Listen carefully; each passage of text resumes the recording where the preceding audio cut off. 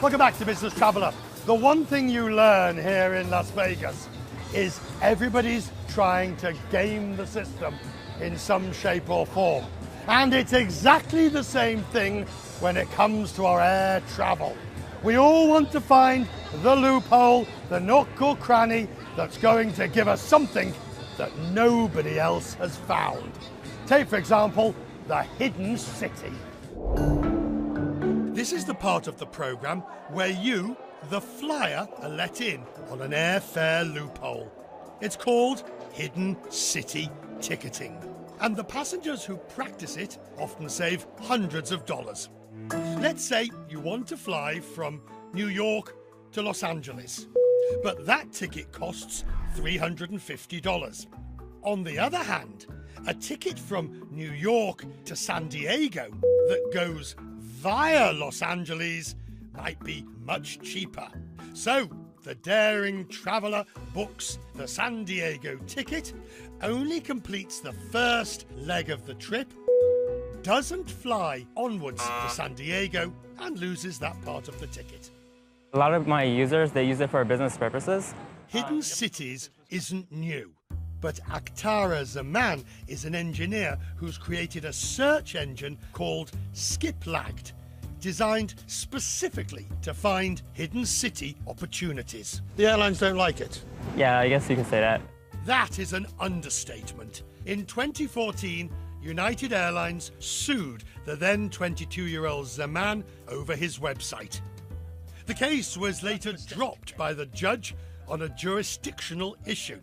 Zaman rejects the airline's argument that hidden city ticketing destroys their revenue management. It would be smart of them to apply this piece of data to their algorithm. This is the inevitable. What you're saying is that their data will eventually tell them how many people are going to skip. Yeah. There are some serious sticking points to this sort of travel. Skipping out portions of your itinerary violates fare rules on many airlines. Your frequent flyer privileges could be revoked and your miles confiscated. We warn consumers of all the risks if they try to book these sort of tickets. Baggage. You can't have checked baggage because they'll go all the way to the end. So the solution is to not have checked baggage, have carry-ons. The risks don't seem to faze passengers. Zaman says airlines should not be surprised. Consumers are going to try to figure out the best way to do what they want. You might call this advantage play. In a casino, the term means gaining a leg up. Now there's another tool out there that might be the equivalent of getting a peek at the dealer's hand. The app is called Hopper, and it's one of a new range of apps that not only tell you the price of the ticket, but draw on data to tell you whether that price is likely to go up or down. Remember that complex algorithm I showed you right at the beginning of the program? The one that uses decades of passenger data to determine airfares. Apps like Hopper are getting access to that sort of data, and now putting it in the palm of a passenger's hand. Oh my God, it's presented in such a simple and understandable way. Airlines were buying this data for millions of dollars in order to understand what is the probability of your behavior. Take a closer look. We want to go from Warsaw to Miami, Florida. Let's say October the 10th, which is a moderately priced day, and we're going to return on the 17th, which is a higher priced day. It tells me that the lowest available price right now is $636 with Finnair. This is the unusual bit.